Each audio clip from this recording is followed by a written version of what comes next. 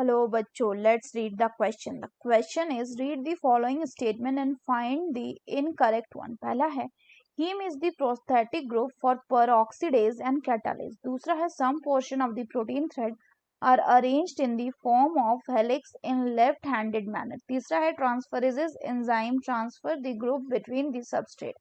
चौथे में all are correct. तो आइए देखते हैं हम इसका की concept.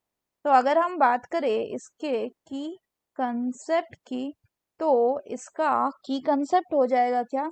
It will be primary structure of protein and enzyme concept. तो सबसे पहले हम देखते हैं किसको, प्राइमरी स्ट्रक्चर ऑफ प्रोटीन को. तो अगर हम प्राइमरी स्ट्रक्चर ऑफ प्रोटीन की बात करेंगे तो ये जनरली क्या प्रोवाइड करता है? ये जनरली आपका प्रोवाइड करता है पोजिशनल इंफॉर्मेशन. किसके बारे में? ये पोजिशनल इंफॉर्मेशन देता है. ये पोजिशनल इंफॉर्मेशन देता है इन दी प्रोटीन. तो इसमें ये क्या बताता है कि कौन सा अमीनो एसिड जो है वो पहला है और कौन सा अमीनो एसिड दूसरा, एंड सो ऑन. फर्दर अगर हम बात करें तो इसमें आपका जो फर्स्ट अमीनो एसिड होगा उसको क्या कहते हैं?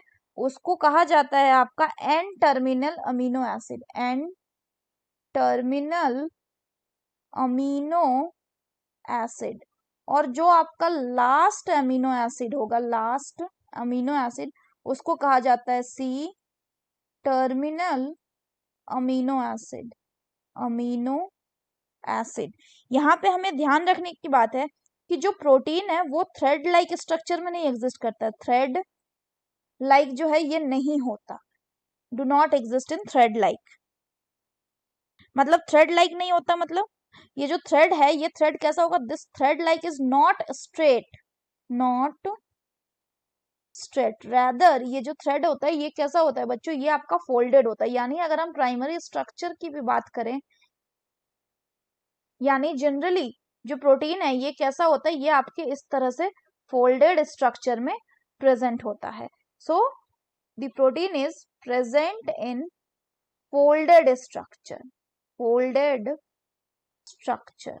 अब अगर हम फर्दर बात करें बच्चों, तो ये जो थ्रेड है, ये जो प्रोटीन का आपका थ्रेड है, ये कैसे फोल्ड होता है?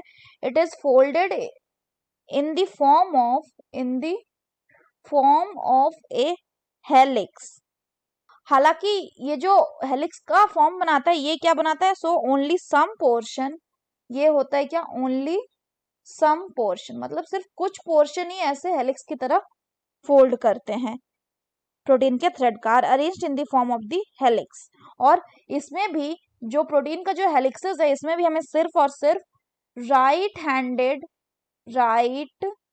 हैंडेड जो हेलिक्सेस हैं वही देखने को मिलता है. तो अब अगर हम बच्चों क्वेश्चन की बात करें तो पहला बोला गया है him is the prosthetic group for peroxidase and catalase. तो इसके लिए हमें ये जानना होगा कि आपका जो ये एंजाइम होता है जो कि एक बायोकैटलिस्ट है, इसमें दो ग्रुप प्रेजेंट होता है. एक होता है इसका प्रोटीन